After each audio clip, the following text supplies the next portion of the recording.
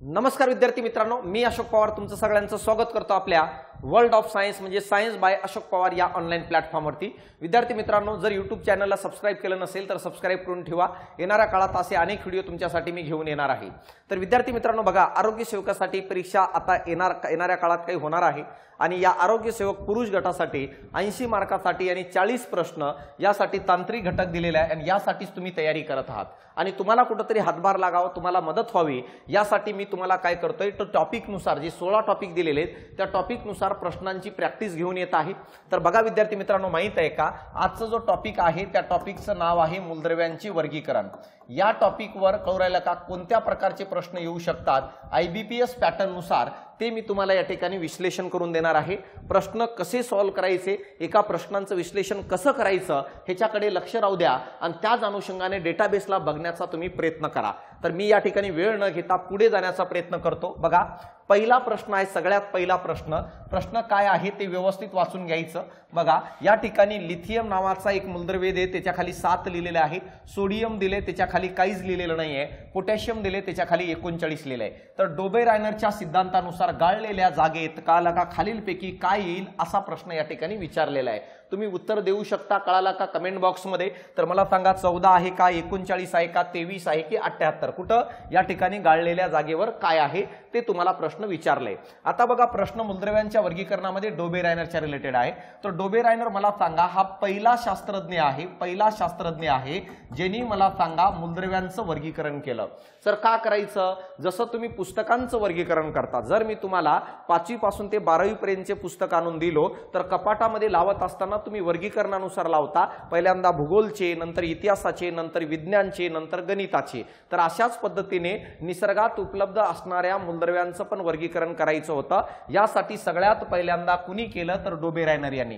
डोबे-रायनर हा पहिला शास्त्रज्ञ आहे। यांनी वर्गीकरण करत असताना गुणधर्म काय घेतलं, यांनी सांगितलं की जर आपण अणुवस्तुमान गुणधर्म घेतलो तर आपल्याला वर्गीकरण करता येईल। म्हणजे डोबे-रायनरचं वर्गीकरण हा अणुवस्तुमानावर आधारित आहे मित्रांनो। तिसरा पॉइंट काय सांगितलं, त्यांनी म्हटलं की जो अणुवस्तुमान आहे मूलद्रव्यांचं आणि ॲटॉमिक मास, अणुवस्तुमानाच्या चढत्या क्रमाने मांडणी करायची। कोणत्या चढत्या क्रमाने काय करायची, मांडणी करायची असं कुणी सांगितलं, डोबे-रायनर यांनी। अणुवस्तुमानाचा कोणता क्रम आहे मित्रा, चढता क्रम। कळलं का, कन्फ्यूज व्हायचं नाही, कोणता क्रम, चढता क्रम बाळा, कोरेल का, चढत्या क्रमाने काय करायचं, मांडणी करायचं। पुढे काय सांगितलं, डोबे-रायनर पुढे म्हणतो जर आपण चढत्या क्रमाने मांडणी केली अशा प्रकारे, पहिला मूलद्रव्य A, दुसरा मूलद्रव्य B, तिसऱ्या मूलद्रव्य C, तर त्याला 3 मूलद्रव्यांचे गट आढळले। तो म्हणतो जर अणुवस्तुमानाच्या चढत्या क्रमाने मांडणी केली तर अशा प्रकारे 3 मूलद्रव्यांचे गट आढळतात। आणि त्यामध्ये तो काय सांगतो बघा, तो म्हणतो की पहिलं आणि तिसऱ्या मूलद्रव्याच्या वस्तुमानाची सरासरी काढायचं असेल तर बेरीज करतो आणि खाली 2 ने भागतो। सरासरी हे दुसऱ्या मूलद्रव्याच्या वस्तुमाना एवढी येते आणि B एवढी येते असं तो सांगतो। आणि जर असं होत असेल तर या तिघांचा एक गट बनतं आणि यालाच त्यांनी त्रिके नाव दिले मित्रांनो। तर अशा प्रकारे डोबे-रायनर यांनी 3 मूलद्रव्यांचा गट बनवलं। ते मूलद्रव्य ज्यामध्ये पहिलं आणि तिसऱ्या मूलद्रव्याच्या वस्तुमानाची सरासरी मधल्या एवढी येत होती। इथं पण मला सांगा त्यांनी त्रिकेच दिले, लिथियम, सोडियम आणि पोटॅशियम हे त्रिके आहेत। मग मला सांगा मग इथं काय व्हायला पाहिजे, लिथियम आणि पोटॅशियमच्या वस्तुमानाची सरासरी मधल्या एवढी यायला पाहिजे। मग आता या ठिकाणी मला सांगा लिथियम 7 आहे, पोटॅशियम बघा लिथियम प्लस पोटॅशियम या दोघांची सरासरी ही सोडियम एवढी यायला पाहिजे, कारण तो मधला आहे सोडियम। तर लिथियम 7 आहे, पोटॅशियम 39 आहे, भागिले 2 जर केलो तर 46 भागिले 2 बरोबर मला सांगा किती, 23 येतं। म्हणजे सोडियमचं वस्तुमान इथं किती यायला पाहिजे होतं, 23। म्हणून उत्तर काय येईल रे तुमचं दुसरं, ज्याला आपण 23 लिहितो। तर मला सांगा हे एक एक्झाम्पल झालं। आता दुसरं एक्झाम्पल एक लक्षात ठेवा जे तुम्हाला विचारू शकतं, तो म्हणजे कोणतं, क्लोरीनचं एक आहे, ब्रोमीन आणि आयोडीन हा पण त्रिके आहे मित्रांनो। यामध्ये क्लोरीनचं वस्तुमान बघा 35.5 आहे, कळाला का, हा झाला पहिला। यानंतर जर बघितलं ब्रोमीनचं जर बघितलं अप्रॉक्सिमेट 79.5 येतं येतं म्हणजे 80 कन्सिडर करूया आणि आयोडीनचं जर बघितलं तर 126.9 येतं. तर अशा प्रकारे मला सांगा या दोघांची सरासरी काढलो तर अप्रॉक्सिमेट 81च्या जवळपास येते म्हणून मधला हा ब्रोमीन येतं. तर हे दोन उदाहरण लक्षात ठेवा त्रिकांमध्ये डोबेरायनरचं. एक तर तुम्हाला हे एक्झाम्पल विचारेल किंवा एक तर मला सांगा हा दुसरा एक्झाम्पल विचारेल. तर अशा पद्धतीने त्याच्यानंतर काय विचारेल डोबेरायनरचे त्रिके हा कोणत्या गुणधर्मावर आधारित असतात तर अणुवस्तुमान ते लक्षात ठेवा. अणुवस्तुमानाचा कोणता क्रम तर चढता क्रम. विषय संपलं. ह्याच्यावरती काहीच लक्षात ठेवायची गरज नाही. फक्त 4-5 पॉइंट आहेत. अशा पद्धतीने तुम्हाला काय समोर जायचंय. आता बघा पुढं काय आहे. मेंडेलिव्हच्या कळालं का मेंडेलिव्हच्या नियमानुसार मूलद्रव्याचे गुणधर्म त्याच्या कोणत्या गुणधर्मांच्या आवृत्ती फल असतात. म्हणजे असे शब्द येणार बरं आवृत्ती फल वगैरे. तर बघा डोबेरायनरनी वर्गीकरण केलं त्याच्यानंतर कोण आलं न्यूलँड्स आला आणि मेंडेलिव्ह नावाचा शास्त्रज्ञ आलेला होता. या मेंडेलिव्हनी काय केलं माहित आहे का वर्गीकरण केलं. मेंडेलिव्हनी वर्गीकरण करत असताना जो गुणधर्म घेतलं ना मित्रांनो तर मेंडेलिव्हनी पण गुणधर्म घेतलं तो म्हणजे कोणता अणुवस्तुमान. म्हणजे जो डोबेरायनर यांनी घेतलेलं होतं तोच गुणधर्म मेंडेलिव्हनी गेलं आणि मेंडेलिव्हनी सांगितलं की अणुवस्तुमानाच्या चढत्या क्रमाने मांडणी करायचं.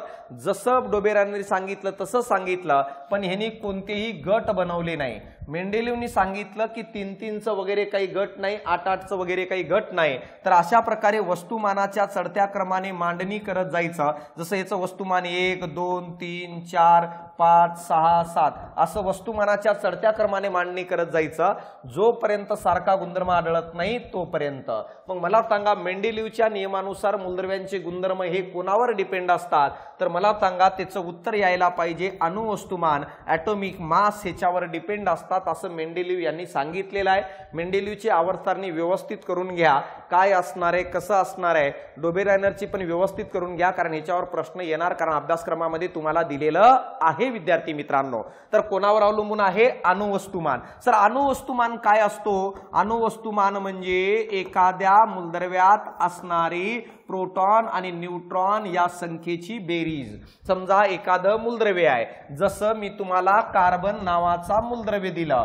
कार्बन मध्ये प्रोटॉन 6 आहे न्यूट्रॉन पण 6 आहे. तर कार्बनचं अणुवस्तुमान 6 + 6 म्हणजे 12 एवढं येतं आणि अणुवस्तुमान हा कॅपिटल ए ने दाखवतात. हे पण लक्षात राहू द्या. तर अणुवस्तुमान म्हणजे एखाद्या मूलद्रव्यात असणारी प्रोटॉन आणि न्यूट्रॉन संख्येची बेरीज कॅपिटल ए ने दाखवतात. आणि मेंडेलिव्ह म्हणतो की एखाद्या मूलद्रव्याचा गुणधर्म हा त्याच्या अणुवस्तुमानाच्या समानुपाती असतो म्हणजे अणुवस्तुमानावर डिपेंड असतं.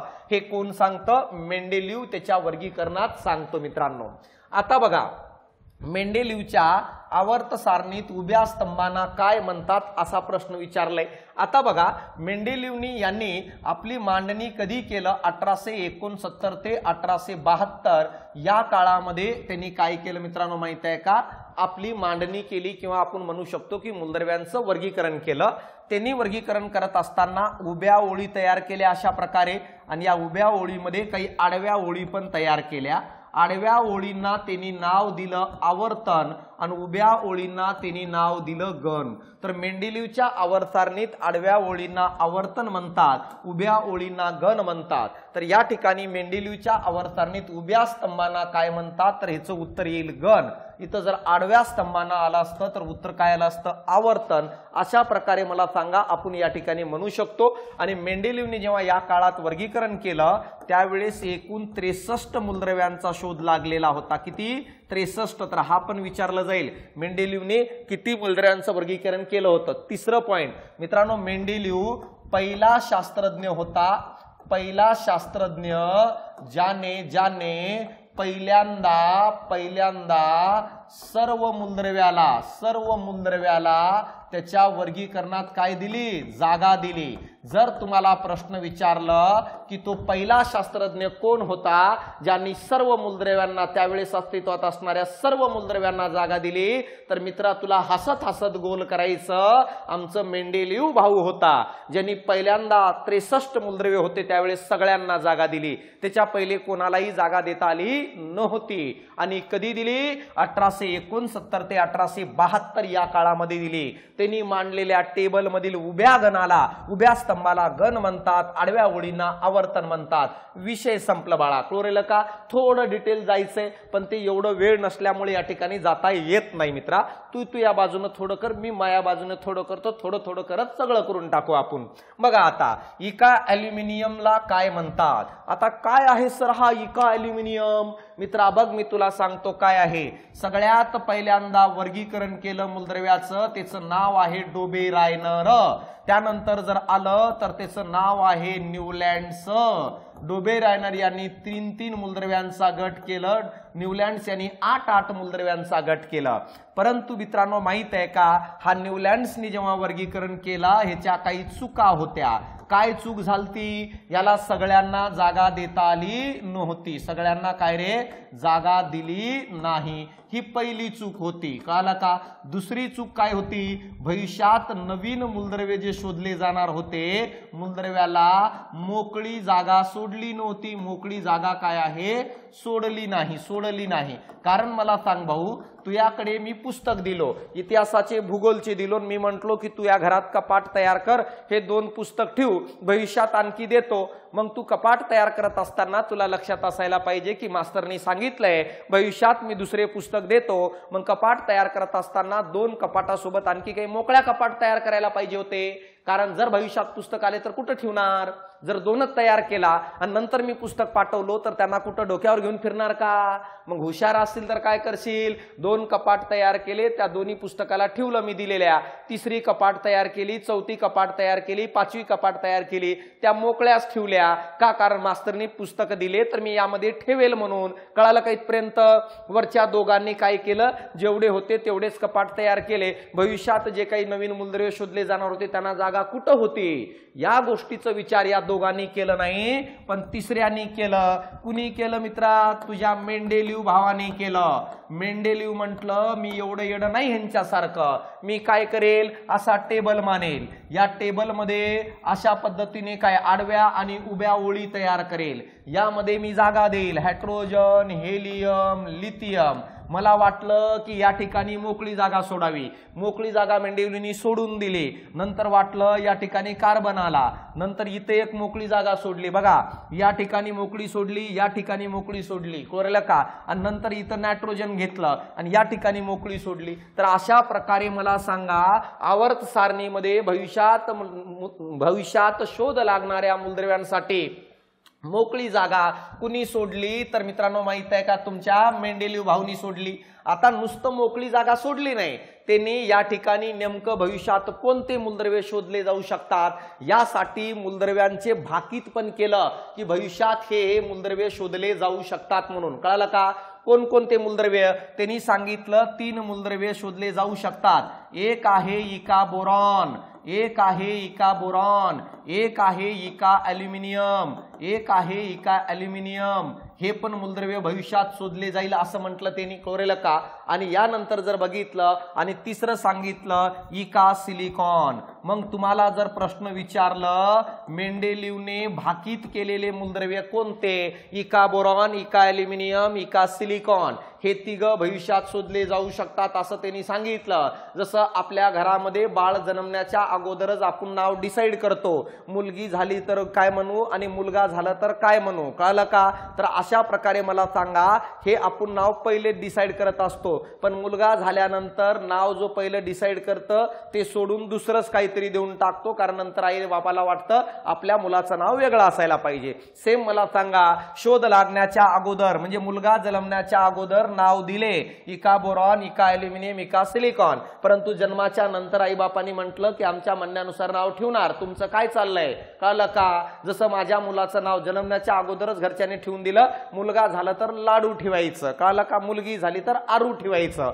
आता मुलगा झाला पहिलं मला, मग त्याचं नाव लाडू ठेवलं. आता तो 4 वर्षाचा झालाय, काल मला जवळ घेऊन म्हणते मला लाडू नको बोलत जाऊ म्हणते, सगळं क्लासमध्ये मला लाडू लाडू म्हणून राहिले, उद्या मला खाऊन घेतील म्हणते. मग नाव बदलावं लागल. कळलं का? मग त्याचं नाव अबी ठेवलो आम्ही. सेम तशाच प्रकारे मला सांगा भविष्यात शोध लागणारे हे मूलद्रव्य असे असे लागतील, त्यांचे नाव ठेवले. पण जेव्हा ऍक्च्युअली मूलद्रव्यांचा शोध लागला तर असेच गुणधर्म दाखवणारे होते, पण नाव बदलून टाकले. काय काय नाव ठेवलं, काय काय नाव ठेवलं? इका बोरॉनला नाव ठेवलं स्कॅन्डियम. इका बोरॉनला नाव काय ठेवलं रे? स्कॅन्डियम नाव ठेवलं. कळलं का? नंतर इका अल्युमिनियम जो आहे त्याला काय नाव ठेवलं? इका अल्युमिनियमला नाव ठेवलं गॅलियम. कोरेल का? आणि इका बोरॉनला जर काय नाव ठेवलं असेल तर इका बोरॉनला नाव ठेवलं मित्रांनो माहित आहे का? जर्मेनियम. मग अशा प्रकारे सॉरी इका सिलिकॉनला काय नाव ठेवलं? जर्मेनियम. हे आपल्याला समजणं गरजेचं आहे. मग इथं प्रश्न विचारलाय की इका अल्युमिनियमला काय म्हणतात? सर इका अल्युमिनियमला गॅलियम म्हणतात. स्कॅन्डियम कोणाला म्हणतात सर? स्कॅन्डियम सांगितलं मी इका बोरॉनला म्हणतात. आणि मला सांगा जर्मेनियम कोणाला म्हणतात? तर इका सिलिकॉनला. तर हे इका इका जे होते हे कधीचे होते? जन्मण्याच्या अगोदर नाव होते. नाव बदलून इका सिलिकॉनच्या जागेवर जर्मेनियम ठेवलं. कळलं का? इका अल्युमिनियमच्या जागेवर गॅलियम ठेवलं आणि इका बोरॉनच्या जागेवर स्कॅन्डियम ठेवलं. हे प्रश्न येणाऱ्या काळात तुम्हाला विचारले जाऊ शकतात. यासाठी बारकाईने बघायचं बाळा. थोडं फास्ट का घेतो? कारण एवढं वेळ नाहीये. कळलं का? एवढं वेळ नाहीये की तू 1 वर्ष माझ्याकडे सायन्स शिकशील, नंतर येऊन म्हणशील सर 1 नंबर. भाऊ कमी वेळेत व्हायला पाहिजे, समजलं? म्हणून मी बॅच जी बनवली त्याच अनुषंगाने बनवलेली आहे. आता बघा शून्य मूलद्रव्याला काय म्हणतात? शून्य घन. कळलं का? घन आहे रे बाळा, थोडं चुकली आहे, प्रिंटिंग मिस्टेक सांभाळून घ्या. शून्य घन मूलद्रव्याला काय म्हणतात? राजवायू, धातू सदृश्य, धातू आणि अधातू. मग बघा या प्रश्नाचं उत्तर तुम्ही देऊ शकता. द्यायचं असेल तर मी तोपर्यंत सांगतो. या प्रश्नाचं उत्तर आहे राजवायू. राजवायूला मराठीत इंग्रजीतून म्हणतात नोबल गॅस. कळलं का? काय म्हणतो आपण? Noble gas. ह्याच्यामध्ये कोण कोण येतात? राजवायूमध्ये कोण कोण येतात? तर राजवायूमध्ये येतात हेलियम आहे. कळलं का? त्यानंतर जर बघितलं तर निऑन नावाचा मूलद्रव्य पण येतं मित्रांनो. आर्गॉन येतं, क्रिप्टॉन येतं. आर्गॉन आहे, क्रिप्टॉन आहे, सगळेचे सगळे राजवायू आहेत मित्रांनो. यानंतर झेनॉन आणि रेडम आहे. कळलं का? झेनॉन आहे आणि रेडम आहे. आता मला सांगा हे का म्हणतो राजवायू? कारण सगळ्यांच्या बाह्यतेम कक्षेत कोरेला का 8 इलेक्ट्रॉन असतात. फक्त ह्याच्याकडे 2 असतात. ह्याच्याकडे बाहेरच्या कक्षेत 8, इथं 8, इथं 8, इथं 8, इथं 8. हे सगळेचे सगळे निष्क्रिय असतात. निष्क्रिय म्हणजे कोणासोबतही अभिक्रिया करत नाही. शून्य गण म्हणजे 18व्या गणात असतात. हे सर्वात शेवटच्या गणात. कोणाच्या? मॉडर्न पिरियोडिक टेबलच्या शेवटी सांगतो. मग मला सांगा शून्य मूलद्रव्याला काय म्हणतात? शून्य घन मूलद्रव्याला राजवायू म्हणतात. 18व्या गणात आहे. येणार तुम्हाला प्रश्न काय विचारला जाईल भविष्यात की राजवायू कोणकोणते? Helium, neon, argon, krypton, xenon आणि रेडियम. तर हे एकूण मला सांगा जर बघितलं 6 प्रकारचे राजवायू आहेत. हे लक्षात ठेवा कोणकोणते नाव आहेत. का म्हणतात राजवायू? कारण यांच्या बाहेरच्या कक्षेत 8 इलेक्ट्रॉन असतात म्हणून यांना राजवायू म्हणतात. सर 8 असल्यामुळं काय होतं? कारण ते कोणासोबतही अभिक्रिया करत नाही. कारण ते निष्क्रियता असतात. म्हणजे काय? न्यूट्रल असतात, उदासीनता असते. कारण त्यांच्यात ती क्षमता नसते. हे का क्षमता नसते? या प्रश्नाचं उत्तर द्यायचं असेल तर भाऊ माझ्याकडे तू 2-3 वर्षासाठी विज्ञान कर. मग बघा आता तर या ठिकाणी दुसरा प्रश्न. धातू सदृश्य म्हणजे ते मूलद्रव्य असतात जे धातूचे पण गुणधर्म दाखवतात आणि अधातूचे पण गुणधर्म दाखवतात. त्यांना धातू सदृश्य म्हणत असतात मित्रांनो. सर ह्याचं उदाहरण सांगता येईल का? सांगतो ना बाळा, मी त्यासाठीच इथं आलोय. सिलिकॉन. कळलं का? आणि दुसरा आहे जर्मेनियम. हे दोघंही मला सांगा धातू सदृश्य आहेत मूलद्रव्ये. लक्षात राहू दे. सर धातू कोण असतात बाळा? जो इलेक्ट्रॉन दुसऱ्याला देतो त्याला धातू म्हणतात. जो चकाकतो त्याला धातू म्हणतात. ज्याच्यातून विद्युतधारा जाते त्याला धातू म्हणतात. सर कोणकोणते आहेत? उदाहरण सांगा ना. उदाहरण बघा.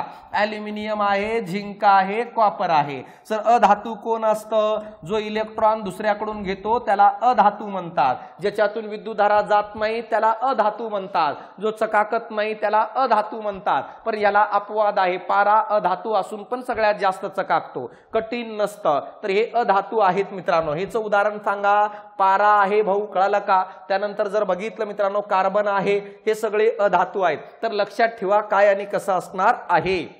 बघा विद्यार्थी मित्रा, तुमच्यासाठी मी खास बॅच लॉन्च केलेली आहे. बॅचचं नाव आहे आरोग्य सेवक पुरुष गट. लेक्चरची संख्या 35च्या जवळपास आहे. कोणी कोणी म्हणतात सर लेक्चरची संख्या कमी आहे. भाऊ लेक्चर मी 200 पण तयार करून देतो, काही प्रॉब्लेम नाही. एक शब्द जरी दिलास ना मला, तू काय शब्द दिलास? मेंडेलिव्ह. या मेंडेलिव्ह या शब्दावर मी तुला 100 लेक्चर तयार करून दाखवतो. त्याचा चॅलेंज नाही आहे. पण चॅलेंज ही गोष्ट आहे की पेपर जवळ आहे. कमी वेळेत सगळं सिलेबस कसं कव्हर करता येईल येईल या अनुषंगाने ही बॅच तयार केली गेलेली आहे. 80 गुणाची परिपूर्ण तयारी आहे. फीस 999 होती पहिली, पण विद्यार्थ्यांचा आग्रह होता सर एवढी फीस नका ठेवू, फॉर्म भरून परेशान आहे. या कारणामुळे 699 फीस मध्ये संपूर्ण घटक तयार करून दिलेला आहे. शिकवण्याला चॅलेंज नाही करायचं भाऊ, एकदम साधं सोपं क्लिअर करून शिकवलेलं आहे. यासाठी तुला बॅच जॉईन करण्यासाठी डाउनलोड करायचंय science by Ashok Pawar. Description box मध्ये लिंक दिलेली आहे खाली, तिथून पण डाउनलोड करू शकतो. काही अडचण, काही जरी दुःख असेल तुला, कोणाबद्दल दुःख, बॅच बद्दल दुःख असेल तर खाली दिलेल्या नंबरवर कॉल करायचं. नाहीतर मी बोललोय, मास्टरनी बोललोय काही दुःख असेल तर फोन कर म्हणून. मला संध्याकाळी फोन करून म्हणते सर रात्री अचानक झोपेतून काय उठतो, झोप लागत नाही, काय करावं. त्या गोष्टीचं लोड मला नाही सांगायचं, त्या गोष्टीचं फोन घरी करायचं, घरच्यांना म्हणायचं आजकाल झोप लागना गेली, काय करावं. ते करतात जे बरोबर काय करायचं ते. आता बघा बॅच मध्ये सगळे घटक तांत्रिकचे जे 16 टॉपिक आहेत, 16 टॉपिक मध्ये 9 टॉपिक फिजिक्स आणि केमिस्ट्रीचे आहेत, ते पण कव्हर केलेत. आणि मला सांगा 6 टॉपिक हे बायोचे आहेत, ते पण कव्हर केलेले आहे. सगळं सिलेबस कव्हर आहे. किती वेळा बघू शकता, काही लोड नाहीये. जोपर्यंत पेपर होणार नाही तोपर्यंत त्याची व्हॅलिडिटी ठेवतो. 4 पट दिले पण मी अनलिमिटेड करून टाकेल. 6 महिने व्हॅलिडिटी दिले, जोपर्यंत पेपर होणार नाही तोपर्यंत व्हॅलिडिटी ठेवेल. आवर्जून बॅच घ्या, मित्रांना सांगा, सगळ्यांना सांगा मित्रांनो, कारण की बॅच खूप सुंदर बनवलेली आहे. बघा आता पुढचा पॉइंट काय आहे. आधुनिक, कळालं का रे, आधुनिक आवर्त नियमानुसार मूलद्रव्याचे गुणधर्म हे कोणावर अवलंबून असतात. मित्रांनो माहित आहे का, मेंडेलिव्हच्या नंतर, मेंडेलिव्ह यांनी जेव्हा आवर्त सारणी मांडली त्यानंतर आधुनिक आवर्त सारणी मांडण्यात आली. मॉडर्न पिरियडिक टेबल तो कुणी मांडली तर हेनरी कोरेलका मोजले म्हणतात किंवा त्याला मोसले पण म्हणतात. तर हेनरी मोजले यांनी काय आहे आधुनिक आवर्तांनी मांडली. आता मला सांगा ह्याच्या पहिले कुणी कुणी मांडली होती. ह्याच्या पहिले मांडली होती डोबे रायनर यांनी. यानंतर डोबे रायनरच्या नंतर कुणी मांडली होती न्यूलँड्स यांनी. बघ रे भाऊ न्यूलँड्स. आणि त्याच्यानंतर कोण आलता मेंडेलिव्ह. आता मला सांगा या तिघांनी जेव्हा आवर्त सारणी मांडली तर तिघांनी पण एकाच गुणधर्मांचा विचार केला.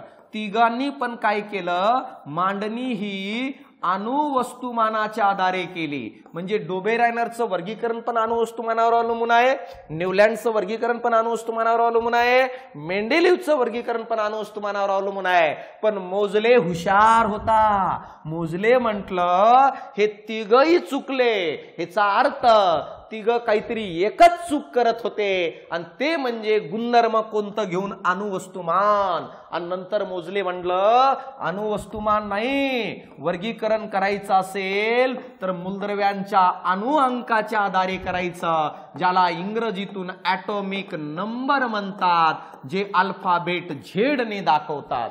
या अणुवस्तुमानाला ॲटॉमिक मास नंबर म्हणतात. आणि मित्रांनो माहित आहे का, कॅपिटल ए ने दाखवतात.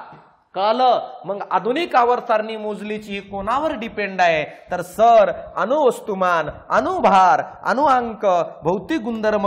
मग हसत हसत गोल करायचं अणुअंक. सर काय असतो हो अणुअंक. अणुअंक म्हणजे एखाद्या मूलद्रव्याच्या आतमध्ये असणारी प्रोटॉनची संख्या किंवा इलेक्ट्रॉनची संख्या, याला आपण ॲटॉमिक नंबर म्हणतो. समजा उदाहरणासाठी कार्बन मूलद्रव्य घेतलं. कार्बन मध्ये प्रोटॉन 6 असतात, इलेक्ट्रॉन पण 6 असतात, म्हणून कार्बनचा अणुअंक किती 6. तर एखाद्या मूलद्रव्यात जेवढे प्रोटॉन असतात त्या संख्येलाच अणुअंक म्हणतो. आणि एखाद्या मूलद्रव्यात जेवढे प्रोटॉन असतात ना कधी पण तेवढेच इलेक्ट्रॉन असतात. जसं सोडियम घेतलं, सोडियम मध्ये 11 प्रोटॉन असेल ना भाऊ, तर गॅरंटी देऊन सांगतो की प्रोटॉन पण इलेक्ट्रॉन पण किती असतील 11 असतात. म्हणून प्रोटॉनची संख्या मोजलो का आणि इलेक्ट्रॉनची संख्या मोजलो का त्यालाच आपण अणुअंक म्हणतो, ॲटॉमिक नंबर. आणि अणुअंकच गुणधर्म घेतलं मोजले यांनी आधुनिक आवर्त सारणी मांडत असताना, म्हणून उत्तर 3 येईल बाळा. अपेक्षा करतो की तुला कळत असेल, माझ्या भावना तो यापर्यंत पोहोचत असेल. कळलं का. आता बघा डी खंडातील मूलद्रव्यांचा कोणत्या नावाने ओळखले जाते. संक्रामक, लॅन्थेनाइड, ॲक्टिनाइड आणि राजवायू. तर बघा डी खंडातील मूलद्रव्यांना संक्रामक मूलद्रव्य म्हणून ओळखले जाते। आता बघा हे कोणाचं आहे, हे खंड कुठं तयार झाले, आधुनिक आवर्त सारणीमध्ये एकूण 4 खंड तयार करण्यात आलेले आहेत, त्याला ब्लॉक म्हणत असतो आपण। किती? 4 खंड। व्यवस्थित लक्ष द्या, खंड कसे तयार झाले तर आधुनिक आवर्त सारणीचा जर विचार केला मित्रा, आधुनिक आवर्त सारणीचा जर विचार केला तर आधुनिक आवर्त सारणीमध्ये अशा प्रकारे उभ्या ओळी तयार केल्या, कळाला का? अशा प्रकारे काय रे, उभ्या ओळी तयार केल्या, अशा प्रकारे किती उभ्या ओळी तयार केलेल्या। आता मला सांगा ह्या उभ्या ओळी आहेत आणि त्यानंतर अशा प्रकारे आडव्या ओळी तयार केल्या। उभ्या ओळींना गण म्हणतात, आडव्या ओळींना आवर्तन म्हणतात। आडव्या ओळी किती तयार केल्या? 1 2 3 4 5 क्लोरेलका, यानंतर 6 आणि यानंतर सर्वात शेवटी तयार केले किती? 7। म्हणजे आडव्या ओळी 7 होत्या, त्यांना काय नाव दिलं? आवर्तन नाव दिलं। काय? आवर्तन। म्हणजे आधुनिक आवर्त सारणीमध्ये आवर्तनांची संख्या 7। उभ्या ओळी किती तयार केल्या? 1 2 3 4 5 कालका, अशा करत करत मला सांगा किती? 18। म्हणजे यांना गण नाव दिलं आणि उभ्या ओळींची संख्या 18 होती। म्हणजे आधुनिक आवर्त सारणीमध्ये गणांची संख्या किती लक्षात ठेवू? 18। किती? 18, कळालं का? आणि आडव्या ओळींची संख्या किती? 7। आता बघा जे 18 गण होते ना बाळा, क्लोरेलका, जे 18 गण होते ना आधुनिक आवर्त सारणीमध्ये, ह्यांचं 4 भागामध्ये डिवाइड केलं आणि त्या 4 भागालाच खंड म्हणतो, या 4 भागालाच ब्लॉक म्हणतो। कोणकोणते खंड? आवर्तन आडवे 7। आता कोणते? पहिलं खंड होतं यस, दुसरं खंड होतं पी, तिसरं खंड होतं डी आणि चौथं खंड होतं एफ। तर यस खंड, पी खंड, डी खंड, एफ खंड। यस खंडामध्ये गण कोणकोणते होते? गण 1 आणि 2 या दोघां मिळून एक खंड तयार होतं यस। पी खंड म्हणजे कोणतं? तर पी खंडामध्ये 13 ते 18 गण मूल येतात, काला का? 13 ते 18 गण। म्हणजे पहिल्या 2 ओळी 1 आणि दुसरी ओळी यस खंडामध्ये येते, नंतर 13 पासून ते 18 ओळी या पी खंडामध्ये येतात। डी खंडामध्ये 3 पासून ते 12 ओळी येतात आणि एफ खंडामध्ये लॅन्थेनाइड आणि ऍक्टिनाइडची सिरीज येते।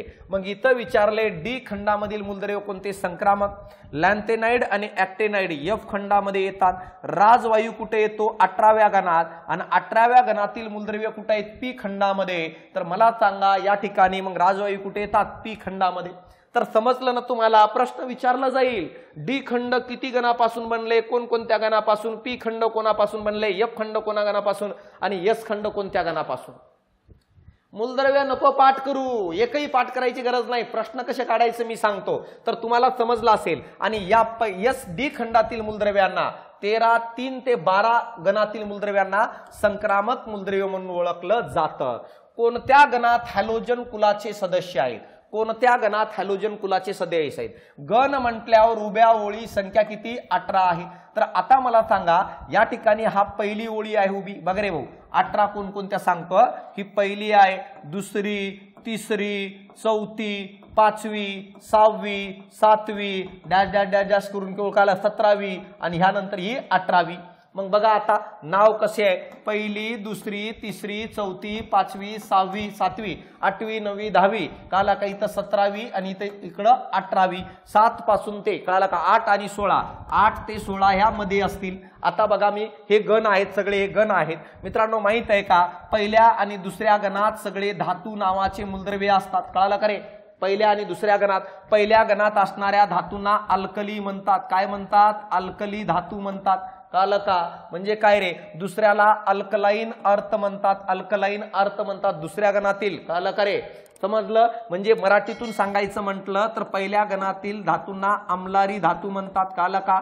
अम्लारी धर्मी धातू म्हणतात। यानंतर जर बघितलं दुसऱ्या गणातील मूलद्रव्यांना अम्लारी धर्मी, अम्लारी धर्मी मृदू धातू म्हणतात, मृदू धातू म्हणतात कोणत्या? दुसऱ्या गणात। यानंतर बघा 17व्या गणात असणाऱ्या मूलद्रव्यांना हॅलोजन मूलद्रव्य म्हणतात रे बाळा। काय म्हणतात? हॅलोजन मूलद्रव्य। कितव्या गणात असतात? कितव्या गणात? 17व्या गणात। सर कोण कोण असतात? क्लोरीन, ब्रोमीन, आयोडीन, कळलं का? क्लोरीन, ब्रोमीन, आयोडीन हे सगळेचे सगळे हॅलोजन मूलद्रव्य आहेत. 17व्या गणात येतात. 18व्या गणात कोण येतं सर? निष्क्रिय. थोड्याच वेळा खाली सांगितलं होतं बाळा तुला कोण कोण असतात. हेलियम असतात, निऑन असतात, आर्गॉन असतो, क्रिप्टॉन असतो, झेनॉन असतो, रेडॉन असतो. 18व्या गणात निष्क्रिय का? कारण त्याच्या बाहेरच्या कक्षेत सगळ्यांच्या 8 इलेक्ट्रॉन असतात म्हणून ते निष्क्रिय असतात. मग मला सांगा हॅलोजन मूलद्रव्यांना कोणत्या गणात? 17व्या. मला सांगा 18व्या गणात कोण? 18व्या गणात कोण? निष्क्रिय, राजवायू, नोबल गॅसेस. पहिल्या गणात कोण? पहिल्या गणात आम्लारी धातू. कोणते? आम्लारी. मला सांगा दुसऱ्या गणात कोण? आम्लारी धर्मी धातू बाळा. काय? आम्लारी धर्मी धातू. मित्रा समजलं? हे अभ्यास आहे, या असं अनालिसिस करता यायला पाहिजे. लोड नका घेऊ, मी आहे. बघा अणुअंक व बाह्यतम कक्षा. अणुअंक नाही, अणुकेंद्रक आहे बाळा, चुकलंय. बघा अणुकेंद्रक आहे. अणुकेंद्रक व बाह्यतम कक्षा यामधील अंतर म्हणजे काय? तर मला सांगा एखाद्या अणूची डायग्राम जर ड्रॉ केली तर त्या अणूमध्ये असा केंद्रक असतो आणि केंद्रकाच्या बाहेर अशा कक्षा असतात. तर आता तो काय म्हणतो? हा केंद्रक आणि हा कक्षा यामधील अंतराला काय म्हणतात? त्याला अणूची त्रिज्या म्हणून ओळखली जाते रे. काय म्हणतो आपण त्याला? त्रिज्या. त्रिज्या कक्षेनुसार वाढत जाते. काय म्हणतो आपण त्याला? रेडियस. त्रिज्या म्हणून ओळखलं जातं. कळलं का? प्रत्येक कक्षेतील इलेक्ट्रॉन मध्ये ऊर्जा असते. मला सांगा बाहेरच्या कक्षेत ऊर्जा ही सर्वात जास्त असते तर आतील कक्षेमध्ये इलेक्ट्रॉन मध्ये ऊर्जा ही कमी असते. मित्रांनो कळालं का? कळालं का?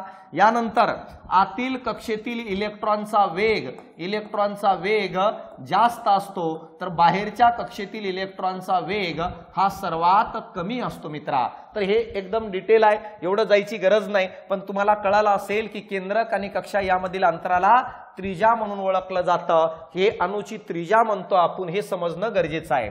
आता बघा अणूमधील इलेक्ट्रॉनची संख्या आहे, संस्था नाही बाळा. काय आहे या ठिकाणी? करून टाक. संख्या ही कोणासाठी एकटी असते म्हणजे कोणासारखी असते असं म्हणायचंय. कळलं का? कोणासारखी असते असं या ठिकाणी म्हणायचंय. म्हणजे याचा अर्थ एखाद्या अणूतील इलेक्ट्रॉनची संख्या कोणासारखी असते? तर मी थोड्या वेळा खाली सांगितलं एखाद्या अणूतील प्रोटॉनची संख्या किंवा इलेक्ट्रॉनची संख्या म्हणजे त्या अणूचा अणुअंक यानी ॲटॉमिक नंबर. मग एखाद्या ह्याची इलेक्ट्रॉनची संख्या म्हणजे कोणासारखी? अणुअंक. सर अणुवस्तुमान म्हणजे काय हो? अणुवस्तुमान म्हणजे एखाद्या अणूतील प्रोटॉन आणि न्यूट्रॉन या दोघांची बेरीज. मित्रा या दोघांची बेरीज. आणि एखाद्या अणूचं रेणुभार म्हणजेच मला सांगा त्याचा वस्तुमान. त्या रेणूचा वस्तुमान म्हणजेच त्याचा रेणुभार. मग या प्रश्नाचं उत्तर अणूमधील इलेक्ट्रॉनची संख्या कोणासारखी असते? तर मला सांगा अणुअंकासारखी. बघा विद्यार्थी मित्रांनो तुमच्यासाठी खास तांत्रिकचे पुस्तक तयार केलेलं आहे. तांत्रिक सिलेबसचं पुस्तक तयार केलेलं आहे. चांगलं सुंदर आहे. प्रत्येक टॉपिकच्या मागं 25 ते 30 प्रश्न हे प्रॅक्टिससाठी दिलेले आहेत. त्या प्रश्नांचं विश्लेषण पण मी युट्यूबला घेणार आहे. तर महाराष्ट्रातील आवर्जून प्रत्येक पोरांनी वाचावं असा पुस्तक आहे. स्वतः मी तयार केलेलं पुस्तक आहे. लेखक मी आहे. कळलं का? कांगणे सर माझे मित्र आहेत. या कारणामुळे मला सांगा त्यांचं नाव टाकलेलं आहे. तर मला सांगा हर्षता पब्लिकेशनच्या नावाने छापलेलं पुस्तक आहे. आवर्जून घ्या. महाराष्ट्रातील सर्व विक्रेत्याकडे उपलब्ध आहे. मी तुम्हाला एक नंबर देतो. आवर्जून काय करा माहित आहे का? त्या नंबरला काय करा तुम्ही कॉल करून काय करू शकता? ऑनलाईन मागवू शकता. एकच मिनिट वेळ द्या. मी तुम्हाला काय आहे नंबर देतो. कोणतं? पुस्तकाच्या डिस्ट्रीब्युशनसाठी बॅचसाठी माझ्या नंबरवर कॉल केलं तरी चालतं. पण पुस्तकासाठी मी दिलेल्या नंबरवर तुम्ही काय करा? कॉल करा. बघा कोणता नंबर आहे ते सांगतो. बघा आता नंबर घ्या. कोरेल का? नंबर जर काय असेल या नंबरवर पुस्तकासाठी कॉल करा. मित्रांनो एकदम चांगला पुस्तक आहे. काही अडचणाचं मला सरळ कॉल करायचं. 94 93 कोरेल का? 57 57 9696 कळालं का, या नंबरवर कॉल करा आणि तुम्ही पुस्तक ऑनलाईन मागवू शकता। महाराष्ट्रात कोणत्या बुक स्टॉल उपलब्ध आहे ते सांगेल, 94 93 57 96 96।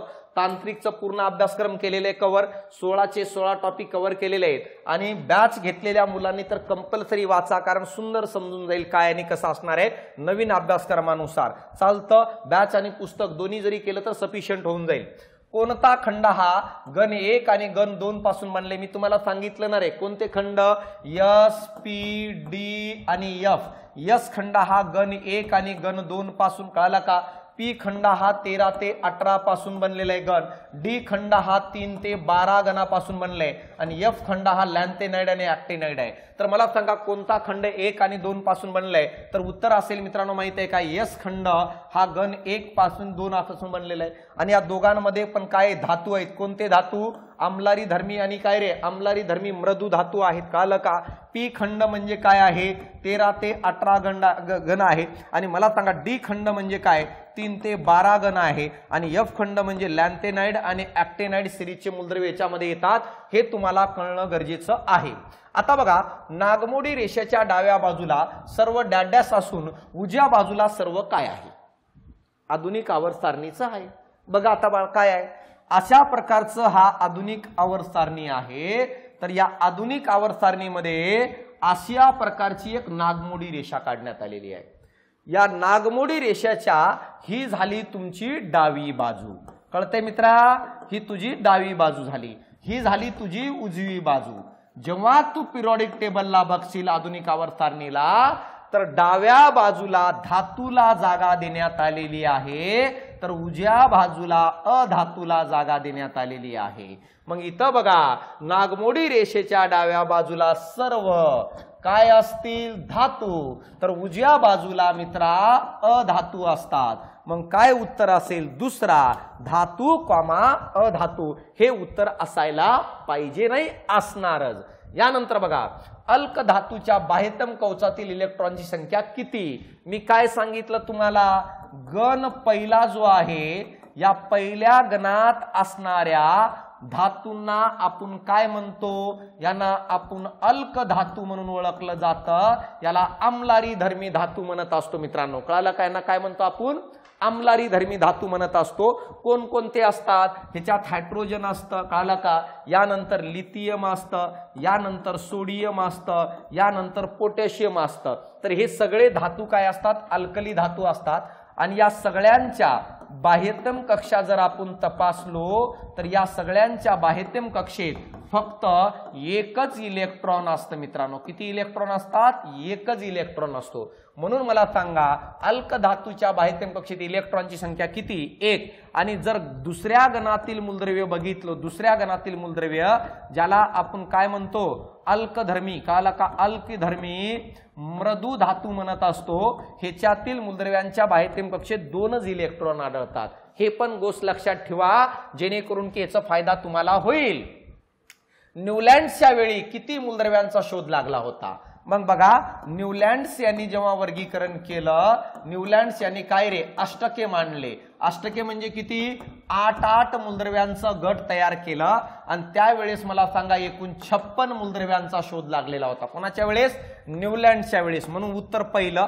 63 कोणाच्या वेळेस होतं, 63 मूलद्रव्य मला सांगा मेंडेलिव्हच्या वेळेस मूलद्रव्यांचा शोध लागला होता, किती, 63, कळलं। आणि आधुनिक आवर्त सारणीमध्ये किती मूलद्रव्यांना जागा देण्यात आलेली आहे, तर 118 मूलद्रव्यांना जागा देण्यात आलेली आहे, हे लक्षात राहू द्या, कळालं इथपर्यंत।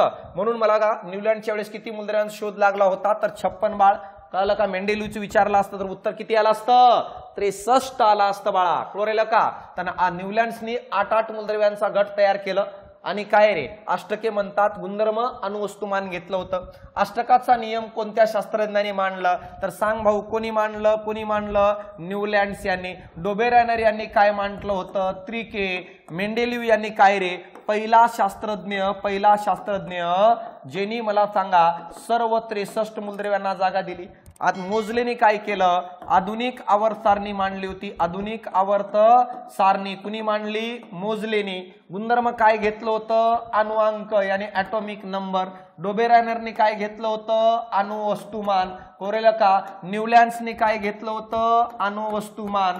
त्यानंतर मला सांगा मेंडेलिव्हनी पण काय घेतलं होतं, अणुवस्तुमान रे बाळा. तर मला सांगा एकही असा पॉइंट तुम्हाला दिसलं का रे ज्या ठिकाणी रट्टा मारायचंय? नाहीच आहे. कळलं का? तुम्ही समजून घ्या विषय काय. एकदा लेक्चर बघा तुम्ही, तुम्हाला कळेल तर काय सोपं आहे. समजलं? तर अशा प्रकारे मला सांगा या ठिकाणी या टॉपिकवरचे सगळे प्रश्न मी तुम्हाला सांगितलेले आहे. आवर्जून युट्यूब चॅनलला सबस्क्राईब करा. जेवढे युट्यूब चॅनल वाढतील मित्रांनो, माहिती आहे का आपले सबस्क्रायबर, तेवढी लेक्चरची संख्या मी वाढवेल. यासाठी आपल्या मित्र परिवाराला आवर्जून सांगायचं चॅनल जॉईन कर बाळ, जर तुला आरोग्य सेवक व्हायचं असेल तर. काही अडचण येऊ द्या, कोणताही प्रश्न असा मला पाठवा तुम्ही, मी त्यांचं विश्लेषण घेतो. आपलं जो पुस्तक आहे या पुस्तकाच्या पाठीमागे जवळपास 400 प्रश्न दिलेले आहेत. कळलं का रे? या पुस्तकाच्या पाठीमागे जवळपास मला सांगा काय 400 प्रश्न दिलेले आहेत. त्या 400 प्रश्नांचं कळालं का विश्लेषण मी काय करणार आहे, युट्यूबला घेऊन येणार आहे. यासाठी आवर्जून पुस्तक घेऊन टाका. आणि ज्याला बॅचची अडचण आहे त्यांनी आवर्जून काय करा, बॅच घेऊन टाका मित्रांनो. नॉमिनल फीस आहे, कारण जर तुमचं सिरियस अभ्यास असेल तर याचं 1,00,000% फायदा होईल. तर चालतं विद्यार्थी मित्रांनो, या ठिकाणी मी थांबतो. भेटू आपण पुढच्या लेक्चरला. याच डेडिकेशनने, याच अप्रोचने. धन्यवाद.